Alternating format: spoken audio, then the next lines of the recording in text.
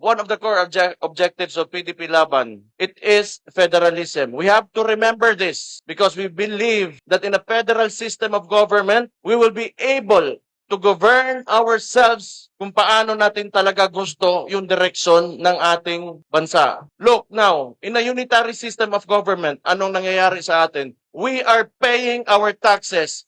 Saan napupunta ang mga buwis natin?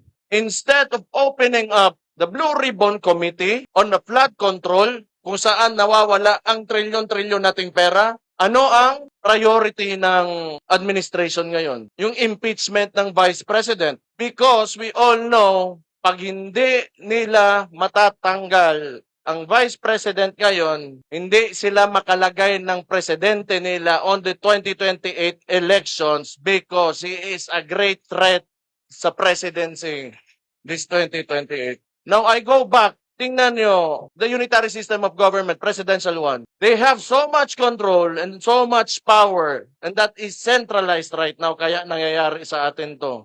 The president can threaten anyone. Tingnan nyo, walang natitira. Isa nating senador, kinulong nila.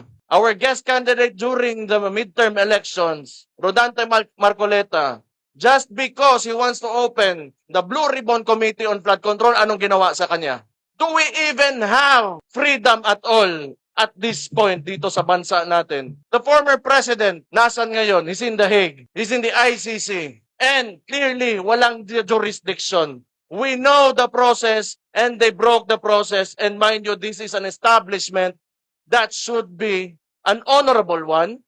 And yet, they move like syndicates.